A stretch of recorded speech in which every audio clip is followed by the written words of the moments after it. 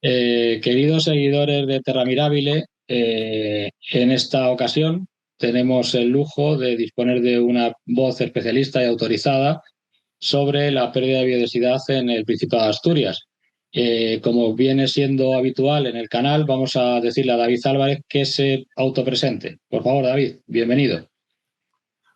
Bueno, muchas gracias antes de nada por la invitación. Yo soy David Álvarez Fernández, soy biólogo, profesor de zoología en la Universidad de Oviedo y bueno, ya llevo dedicándome a cosas ligadas con la naturaleza, la conservación y la divulgación desde hace, pues ya ni me acuerdo, un montón de años, ¿no?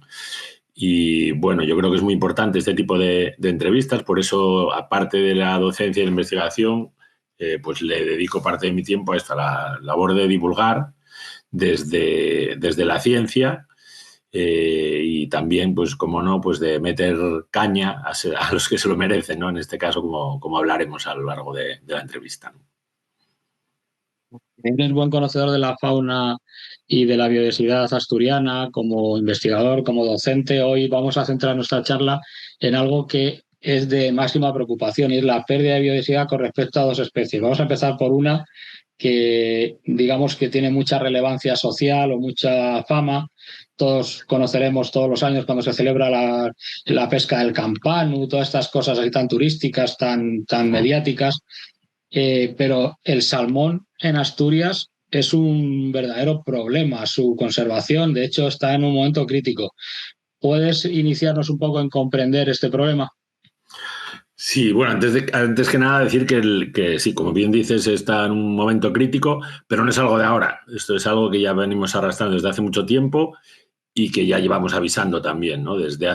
Prácticamente desde los años 80 ya se notó un declive, sobre todo en las capturas, un declive que también sucedía en otras poblaciones del norte de Europa, quizás no tan acusado, sobre todo porque las poblaciones cantábricas de salmón son las del límite sur de distribución y como tal pues están más en riesgo ya de por sí, ¿no? Porque están, digamos, en el límite de las condiciones favorables de la especie, ¿no? Y los problemas, como siempre digo, no son uno solo, no podemos atribuir solo a un problema. Digamos que el salmón, por desgracia, pues está sometido a presiones por todas partes.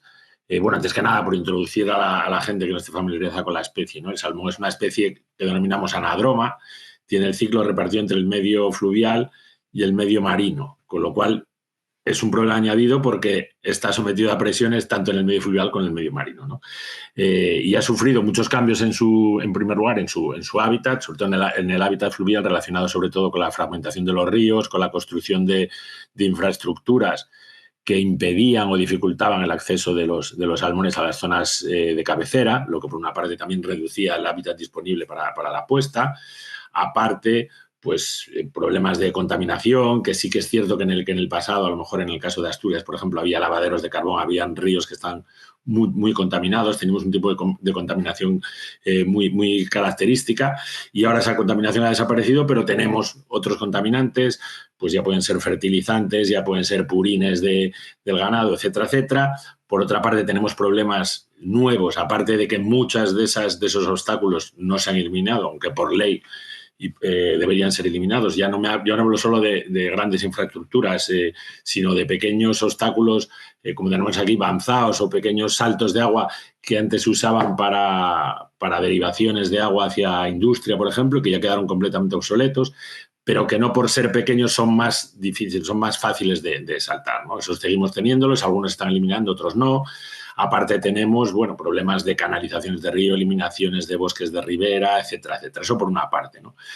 Por otra parte, en el río, pues tenemos un problema evidente, que es el de la sobrepesca, o sea, la captura. Tenemos que tener en cuenta que los salmones, al contrario de lo que ocurre con otras especies, en las que se establece, digamos, un límite mínimo de tamaño que está condicionado con la edad de primera reproducción, de forma que se supone que si pones un tamaño mínimo es que al menos le estás dando a los peces una oportunidad de reproducirse al menos una vez.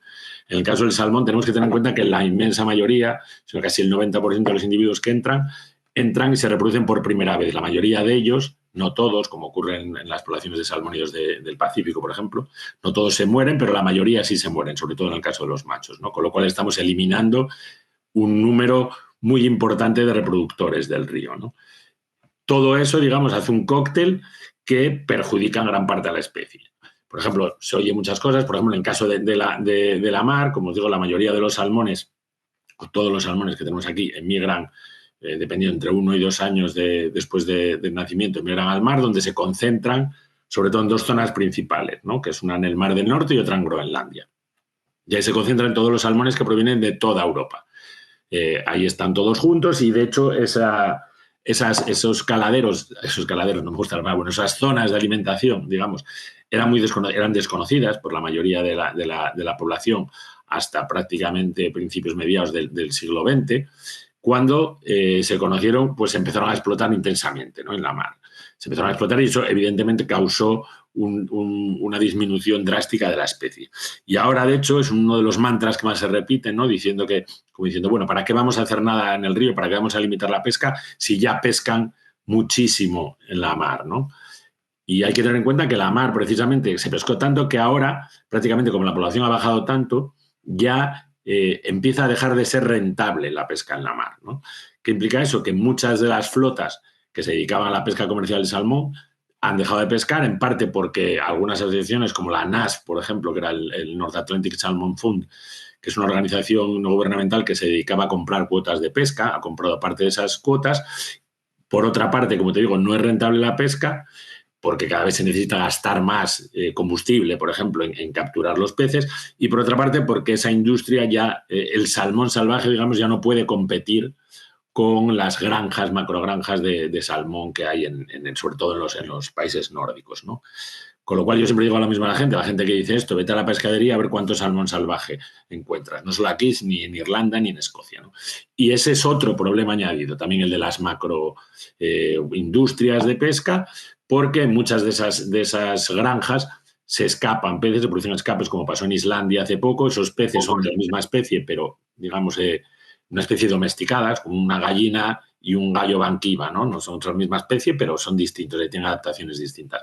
Pero eso no impide que se puedan cruzar entre sí, con lo cual eso favorece una pérdida de diversidad genética y aumenta más el problema, ¿no? Como te digo, el problema es muy grave y tiene muchas derivaciones, pero ahora actualmente, bueno, ya lo seguiremos hablando, pues muchas de esos problemas siguen en pie y no se está haciendo prácticamente nada por solucionarlo, ¿no? Podemos decir que estas variables, esta multifuncionalidad de causas en la desaparición de los salmones salvajes en la cordillera cantábrica nos abocan a una situación de pérdida, de decir adiós a la especie en un tiempo a medio corto plazo. Pues desgraciadamente yo creo que sí. Yo creo que evidentemente si seguimos como hasta ahora, esto es cuestión de muy poco tiempo. Esto no quiere decir, porque mucha gente parece que somos agoreros y para el año que viene se volverán a pescar salmón y dirán, ¿ves? No se extinguió, ¿no? La extinción no es un proceso inmediato. Digamos que la extinción, desde que se empieza a notar los efectos, es lo que se denomina, entramos en un vórtice de extinción, ¿no? O sea, la especie pueden seguir apareciendo individuos, pero digamos que van a llegar probablemente a un punto crítico por debajo del cual ya consideramos un mínimo que hace que sea inviable la supervivencia de la especie, ¿no? Yo creo que actualmente la especie está en un punto, bueno, este año ya se vio, se pescaron 128 salmones en Asturias, se pescaron, aparte de los 128 salmones en Asturias, me parece que se pescaron 2 en Cantabria, 4 en Galicia, una miseria, no llegó a 140 peces pescados en todo el norte de la península ibérica, con lo cual realmente son unas cifras muy, muy preocupantes. Ya lo eran antes, pero ahora yo creo que se ha tocado fondo, ¿no? Date cuenta, sobre todo para la gente que no está familiarizada con la especie, que hace poco más de 50 años se pescaban varios miles de salmones, donde estamos hablando ahora de 100 y pico. Sí es cierto que todo lo que se pesca no implica que hayamos sacado todos los salmones del río. Evidentemente van a quedar salmones, pero ya los propios datos, cuando tú vas a los fresaderos en diciembre, pues ya se nota que la población se ven poquísimos salmones. Los propios pescadores, incluso, ya dicen antes de empezar la temporada que no se ven prácticamente salmones en el río, ¿no? Yo creo que ahora estamos en un punto, no sé si de no retorno, pero lo que sí casi podría apostar es que como no hagamos un cambio radical, o hagamos algo, porque realmente no estamos haciendo nada. De hecho, si quieres hablamos luego de lo que se está haciendo y por qué esas medidas no funcionan, pues entonces sí que nos veremos abocados a la extinción en poquísimo tiempo, ¿no? En cuestión de, antes podíamos hablar de decenas de años, yo creo que ahora es cuestión de años y pocos, por desgracia, ¿no? Graves noticias las que nos comentas. Antes de entrar en el bloque final, donde hacemos una reflexión sobre lo que se está haciendo, cómo se debe hacer y qué se puede hacer, vamos a hablar de esa otra especie que también tiene problemas en la cordillera cantábrica, que es la anguila. ¿Cómo está la anguila en la cordillera cantábrica? Pues la anguila está incluso peor, ¿no? Por ejemplo, para que veas la diferencia que hay entre salmones y anguilas, las dos especies tienen ese ciclo eh, marino y fluvial, pero en el caso de la angula es, digamos, es opuesto, ¿no? ¿Por qué? Porque todas las angulas de todas las anguilas de toda la población europea nacen todas juntas en el mar de los Sargazos, ¿vale? Toda la población nace ahí. Y luego se distribuyen de una manera más o menos aleatoria, guiadas por las corrientes que las llevan los ríos, entre todos los ríos europeos. ¿Qué implica esto? ¿Qué diferencia hay respecto al salmón? Pues que en el salmón podemos hablar de subpoblaciones que tienen sus propias características. El salmón asturiano está adaptado a las condiciones de los ríos de Asturias, ha nacido aquí, ha evolucionado aquí y, pues, por ejemplo, está adaptado a que las temperaturas sean más altas, por ejemplo, en el agua, ¿no? O los ríos sean más cortos. En cambio, el salmón noruego es de aguas más frías, de ríos más largos, etcétera, etcétera. Eso hace que tengan adaptaciones, siendo la misma especie, tengan adaptaciones locales dependiendo del lugar donde se encuentren. En el caso de la anguila no ocurre eso. En el caso de la anguila todo es una misma población. ¿Qué implica eso? Que todo lo que le hagamos a las anguilas o a las angulas, las larvas, las alevines de la angula, en Asturias afecta a toda la población, ¿no? Entonces, la población el descenso en las capturas de la angula es aún más drástico, si lo queremos decir, que en el salmón, ¿no? Es ya, yo creo que ya ahora sí que ya podemos decir que esta especie está virtualmente extinta. Con un agravante, es que tenemos que tener en cuenta que la anguila está ya incluida como una especie en peligro crítico de extinción. En teoría, estar en peligro crítico de extinción ya tendría, por pura lógica, que impedir que se pudiera seguir pescando, se siguiera aprovechando ese pez, ¿no? Cuando vemos que está ocurriendo todo lo contrario. No solo se sigue pescando, sino que incluso se está pescando alevines de la especie porque eso es muy curioso, porque contradice en parte lo que te decía antes de la pesquería del salmón, ¿no? Te decía que la pesquería del salmón en el mar empieza a dejar de ser rentable porque se gasta mucho más dinero, a lo mejor en capturar unos pocos salmones, que lo que luego le revierte eso, porque el precio ascendería mucho, ¿no? En el caso de la angula, fíjate qué cosa más curiosa, porque un trabajo que decía de Burchamp, que se llama el efecto Ali antropogénico, que ha hecho que la angula se esté pagando a precios desorbitados porque de alguna manera ha alcanzado la categoría de artículo de lujo. ¿Qué implica eso? Que hay gente dispuesta a pagar cantidades desorbitadas completamente de dinero por comerse 100 gramos de un alevín de una especie que no sabe a nada, simplemente porque se ha convertido en un artículo de lujo, para fardar de alguna manera, ¿no? No te puedes explicar ahora que se esté rulando los primeros 100 gramos de angula de la arena aquí en Asturias por 4.000, 5.000, 6.000 euros, ¿no? ¿Qué implica eso? Que hay tal presión comercial y tal presión furtiva por pescar angula que probablemente, y de hecho no se están poniendo nada, o sea, ya debería estar desde la Unión Europea, ya no estamos hablando de, como te decía, es una población global, con lo cual la protección tiene que venir a nivel europeo, es la población europea, ya la americana ya está prácticamente extinta, también al igual que ocurre con el salmón atlántico, ¿no? Pero está produciéndose, cada vez se ven más casos, por ejemplo, de furtivismo. Gente ya está al nivel casi de la droga, si quieres. No hay gente que está furtiveando y llevando en bolsas. Hay gente que detiene en los aeropuertos vendiendo angulas a China, porque luego por un precio brutal, porque luego allí las crían y las engordan, porque ahí se las comen como anguilas grandes, ¿no? Entonces, el problema de la angula sí que es realmente catastrófico, diría yo, y yo sí que creo que esta le queda, vamos. Si te fijas, eso ya es ya, no sé si estoy un poquito en el tema de la conservación. Yo creo que la conservación de los peces, o sea, el impacto o la percepción que tiene la gente cuando hablamos de especies en peligro de extinción es completamente distinta cuando hablamos de un pez que cuando hablamos, por ejemplo, de un lince, ¿no? Un lince despierta cierto cariño, cierta, no sé cómo explicártelo, peluchismo, si lo quieres llamar, ¿no? Por parte de la gente que ejerce una presión mayor para que se proteja, ¿no? Que al final es de lo que se trata. Muchas veces los políticos responden a presiones externas, ¿no? En ese caso.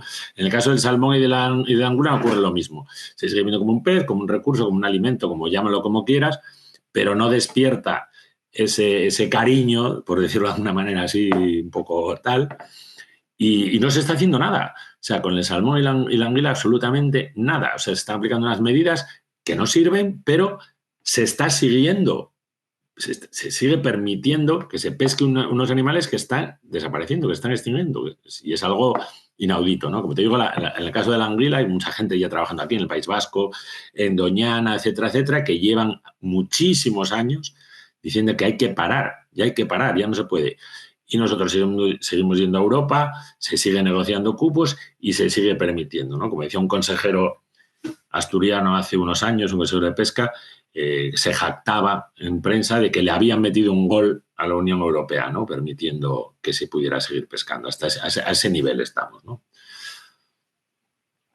Pues este panorama nos deja muy claro que el salmón en la Correa Cantábrica y la anguila están en peligro crítico de extinción, que la situación es gravísima, que no se están tomando las medidas adecuadas, pero dentro de las medidas que se están tomando, ¿qué se está haciendo que te conste al respecto, tanto para una especie como para la otra? Pues muy, muy claramente. Te digo porque son las mismas que se aplican para muchísimas cosas, ¿no? En el caso del salmón, básicamente, las únicas medidas que se están tomando actualmente son, fíjate, por una parte, en relación con la pesca fluvial, se están planteando unos cupos máximos de captura por río, ¿vale? Eso podría estar bien. Prácticamente la idea de un cupo máximo de captura se basa en que tú conoces previamente, porque tienes unos contadores en la cabecera de los ríos o censas de alguna manera los peces que remontan el río. Imagínate, por ponerte un ejemplo, imagínate que entran 1000 salmones en un río, ¿no? El río Sella. Y entonces, ante esos 1000 salmones, tú dices, bueno, vamos a plantear un cupo de un 15% para la pesca, ¿no? Cuando se hayan pescado de esos 1500 salmones o de 1000 salmones, pues 150, ese 15%, pues cerramos el río, de forma que permitiríamos que quedaran pues 750 peces para reproducirse posteriormente, ¿no? Pero fíjate que es absurdo que en la actualidad los cupos que está planteando la administración asturiana exceden con mucho el número de peces que se pescan en los últimos años. Por ponerte un ejemplo, en el río Esba, que en los últimos años se pescaban entre 0 y 3 salmones, este año y el anterior se planteó un cupo de 20 salmones. Este año se pescó 0. O sea, en otros ríos, en ninguno de los ríos en los que se plantearon cupos, se ha llegado ni siquiera a la cuarta parte de la cifra que planteaban esos cupos. Eso es una tomadura de pelo directamente, ¿vale?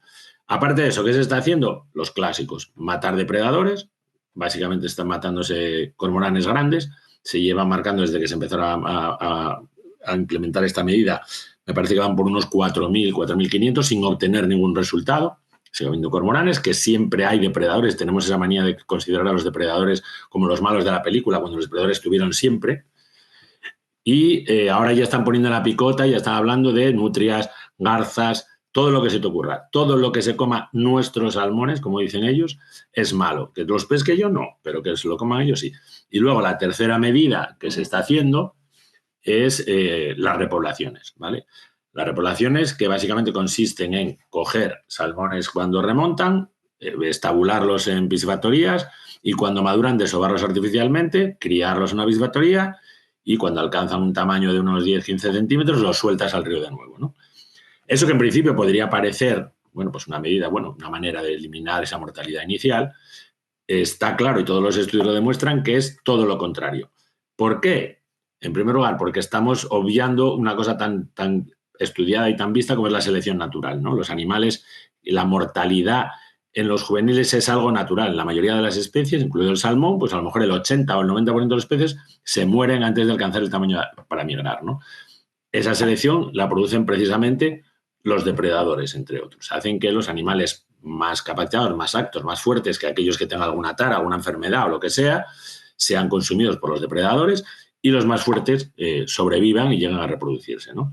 ¿Qué estamos haciendo soltando? Estamos eliminando de un plumazo toda esa selección y cuando soltamos los peces en el río, pues de repente toda esa depredación cae sobre ellos, ¿no? Primero, son animales que están domesticados, son animales que están acostumbrados a comer pienso, son animales que no saben responder ante un depredador, con lo cual todas esas variables naturales y normales que tienes en el río les afectan de forma que se muere la mayoría. Y eso no es una cosa que nos inventemos, eso lo demuestran porque muchos de esos animales se marcan y se recapturan cuando entran. Y el porcentaje de retorno es minúsculo, mínimo, ¿vale? Y por otra parte, si a eso añadimos que la repoblación básicamente lo que hace es coger unos pocos individuos reproductores y soltar un montón de individuos, lo que hacemos es reducir la variabilidad genética de la especie. Estamos soltando muchos individuos procedentes de muy pocos padres, ¿vale? Y eso en un contexto como el actual, de cambio climático, en el que la variabilidad puede ser la única salvación que tengan la mayoría de las especies, pues es totalmente contraproducente, ¿no? Pues actualmente, cuando tú te ves con los datos que vimos este último año, en el que te demuestras que la población está cada vez más baja y en la que es necesario pegar un golpe en la mesa y decir, se acabó lo que se daba, estas medidas no sirven, hay que hacer otras, básicamente dejar de matar reproductores, vemos que la administración, todo lo contrario, quiere seguir R que R, con las mismas medidas que no sirven, haciéndolo. Y no se atreven, por ejemplo, lo que se hizo en el único río que se atrevieron a hacerlo, que es en el río Bidasoa, donde lleva 2 años vedada la especie. O sea, no se puede pescar ningún salmón. Este año me parece que se pescó uno por la tradición, como el campán allí, cosa que yo también estoy totalmente en contra, si quieres ya lo hablaremos, pero yo actualmente creo que es la única salida que tenemos para el salmón. O sea, dejar que todos los pocos peces que entren tengan la oportunidad de reproducirse. No parece que sea tan complicado de entender, ¿no? Pero claro, tienes muchas presiones sociales, políticas, etcétera, etcétera, ¿no? Cada vez que oyes hablar aquí un político parece que se pegan entre ellos a ver quién permite hacer más cosas, ¿no? Más cosas en contra del salmón, no a favor de su supervivencia. Este escenario que nos comentas y en estas actuaciones que obviamente no están resultando útiles para la conservación del salmón, o por lo menos no están dando los resultados que se desearían, como cierre, podemos hablar de 3 cosas. Una, de esa relevancia social mediática que tiene lo del Campanu. Habría que darle la vuelta a todo eso y convertir el que haya un salmón vivo y no capturado como en un éxito de reproducción y de conservación. Si quieres, profundizamos en ello ahora y el mensaje que lanzarías a pescadores, ordenadores de territorio, administraciones responsables del territorio en general. Y, por último, cerramos, si te parece bien, con un mensaje a la población, a aquella población que nos está escuchando, que quiera saber cuál es la situación del salmón y qué hay que hacer para conservarlo desde la ciudadanía. Entonces, si quieres, empezamos por el Campanu, como algo muy mediático. Bueno, pues el Campanu yo ya lo denomino la fiesta de la extinción, ¿no? Me parece que cuando una especie está en una situación crítica, organizar una fiesta para celebrar y vender por un precio desorbitado, evidentemente cada vez mayor, porque cada vez que aumenta la rareza vas a pagar más. Ya se llegaron a pagar 19.000 euros. Yo no sé cuándo queden 2 o 3 lo que estará dispuesto alguien a pagar para presumir directamente, te lo digo así, sin cortarme, de que se ha comido el último salmón cantábrico. O sea, me parece que actualmente potenciar una especie incluso no me acuerdo cómo se llama, estos nombrecillos que le ponen, interés turístico regional o nacional o no sé qué, en la que únicamente lo que hace es subastar ese primer salmón, porque primero era el primer salmón de Asturias, ahora ya es el primer salmón de cada río, vamos a hacer más fiesta y más venta y más negocio de la extinción, ¿no? Pues yo creo que ahora no tiene ningún sentido. También es fiesta el Festival de la Angula, en el que se comen las primeras, ¿no? Parece que nos gusta mucho este tipo de festivales de la extinción, a celebrar y pagar por los últimos ejemplares que queden como una especie de, no sé, de fiesta de la extinción, ¿no? Yo creo que eso ahora es totalmente, es fuera de sentido, fuera de lugar, no tiene, es como una tomadura de pelo más, ¿no? Y yo creo que ahora, por una vez también, yo creo que esto no vale solo para el salmón ni para la anguila, ¿no? Yo creo que la conservación de las especies en general tiene que darse un giro. No se trata de conservar a la especie en sí, sino el hábitat, sobre todo donde vive. El problema del salmón, como te decía al principio, es multifactorial, tiene muchas cosas, y uno de ellos es su hábitat, su río, ¿no? El río, tenemos que dejar de considerar los ríos como canales que llevan agua, donde normalmente, por desgracia, los utilizamos también como vertederos para tirar todas nuestras mierdas. Y por eso cuando se habla de la limpieza de los ríos, yo siempre lo digo, ¿no? Limpieza la gente llama como lo de los montes que estamos viendo ahora, ¿no? Limpieza es llamas a quitar a cosas naturales, que es la madera, el matorral, etcétera, etcétera. Limpieza es quitar la porquería del río, los contaminantes del río. Tratar a los ríos como un hábitat complejo y no como un canal, ¿no? Favorecer el bosque de ribera, impedir la construcción de cada vez más presas para exprimir aún más el río y sacarle hasta el último euro, con minicentrales, tornillos de Arquímedes, etcétera, etcétera, etcétera, etcétera. Dejar de hacer escolleras y dejar que el río se naturalice, que es lo que debe ser. Y dejar de aplicar políticas, como estamos viendo, que no, eso no lo digo yo, eso lo dice la mayoría de los, o sea, hacer caso a la evidencia científica, lo que dicen los científicos, más que a lo que dicen los pescadores. Que, por cierto, también me gustaría hablar de que no estoy generalizando porque, afortunadamente, no sé si llegaremos tarde, no todos los pescadores son iguales, siempre tenemos un grupo de talibanes que estarían dispuestos a, no solo a seguir pescando, están pidiendo que se pueda vender, que se pueda, como ya parte lo venden en negro, pues ahora ya que sea venta legal, restaurantes, políticos que piden, había un político aquí en Asturias que decía que la prohibición de pescar salmones era una antiguaya socialcomunista, esto es literal, la gente lo puede buscar por Google porque ahí están las declaraciones, para que te des cuenta a qué grado de estupidez podemos llegar, ¿no? Entonces yo creo que sería conservar nuestros ríos, conservar la especie, dejar de matar a los reproductores que tenga. ¿Y eso puede asegurar la viabilidad o la supervivencia del salmón? Pues no lo sé. No tenemos, pero lo que está claro es que es la medida que nos queda para intentar al menos salvarlo, ¿no? Y en cuanto a la población, yo creo que incluso para la población que no esté o que no sea ni pescadora ni que le interese el salmón, decirles que la población de salmones que tenemos en el norte de la península ibérica es un tesoro biológico irreemplazable. O sea, las poblaciones de salmón que tenemos aquí son únicas. No las podemos, si se extingue, no la vamos a poder sustituir por ejemplares que traigamos de fuera. No vamos a poder recolonizar nuestros ríos con salmones de fuera. Estas poblaciones llevan viviendo aquí desde hace muchos millones de años. De hecho, hay estudios que dicen que probablemente sean las poblaciones más antiguas que hay de salmón, porque después de la glaciación quedaron aquí atrapadas, después de las glaciaciones que se cubrieran de hielo, la mayoría de las poblaciones del norte de Europa quedaron atrapadas unas pocas que luego, a medida que se fueron retirando los hielos, fueron recolonizando el norte de Europa, ¿no?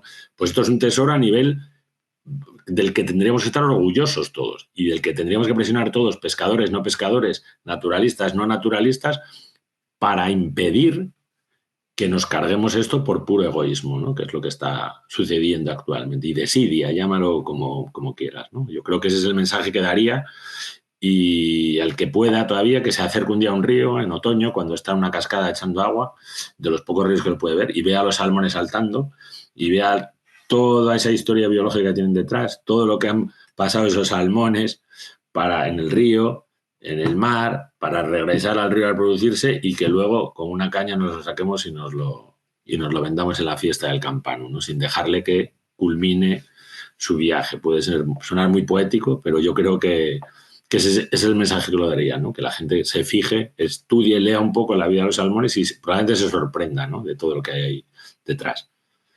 Y no sé qué más decirte. Pues es que yo creo que has dicho todo lo que había que decirse y negro sobre blanco. Las administraciones locales, regionales, autonómicas y nacionales tienen que poner en marcha un plan de recuperación de estas especies, tanto de la anguila como del salmón.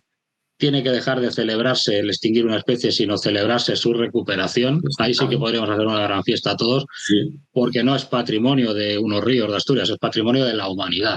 En nuestro canal hacemos hincapié en que cuando hablamos de preservar la riqueza genética y la variedad de especies y la diversidad biológica, es el patrimonio natural de todo el planeta, no de unos señores que tienen un restaurante.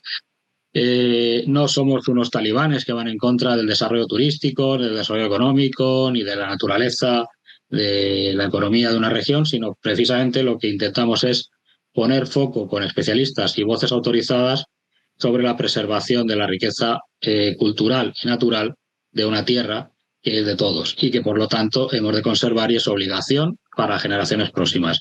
En ese sentido, David, agradecerte tu investigación, tu trabajo, tu divulgación, tu mojarte por la especie, ¿no? Poner las cosas claras, negro sobre blanco, y esperamos en un futuro poder tener alguna noticia buena al respecto, que alguien haya tomado alguna medida, que llegue esto a alguien, si puede aportar algo, pues fantástico. Y la verdad es que lamentamos mucho que la situación sea la que es, pero tenemos que exponerla con la claridad con la que se tiene que exponer para no llevar a engaño. Así que David, con esto cerramos. Te invitamos a que nos mantengas informados en el canal de cualquier avance o retroceso Ojalá. o situación. Ojalá sea avance para que podamos ir celebrar de verdad una fiesta de la biodiversidad asturiana, cantábrica y del mundo. Gracias por tu tiempo, David.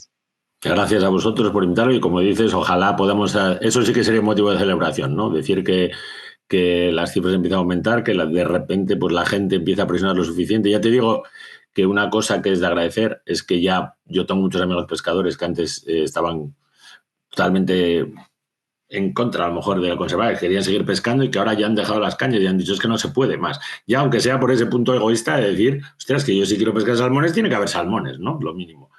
Y yo creo que estas cosas sirven aunque sea para convencer a alguien o para que les llegue o para que ese mensaje haga que los políticos recapaciten. Yo creo que los políticos saben de sobra lo que hay, primero porque es su obligación, segundo porque muchos de estos estudios que te comento que dicen que hay que vedar el salmón y dejar de repoblar, los han financiado, los han leído y los tienen sobre su mesa, con lo cual si no lo hacen es porque no les da la gana, no es porque no tengan información o no sepan. Y entonces yo creo que ya sería cuestión de que les empezáramos a presionar de verdad y a exigirles que hagan su trabajo, que no es más que los delegados de esto, conservar lo que es de todos, como bien dijiste, ¿no? No es de un colectivo ni gobernar para satisfacer a un determinado colectivo, sino para el resto de la población, porque la biodiversidad, como bien dices, es de todos, no es de unos pocos, ¿no? Así que nada más, darte las gracias y bueno, ojalá lo vea gente y sirva para que por lo menos se lo piensen, ¿no? Lo esperamos y muchas gracias por tu tiempo. Gracias a ti.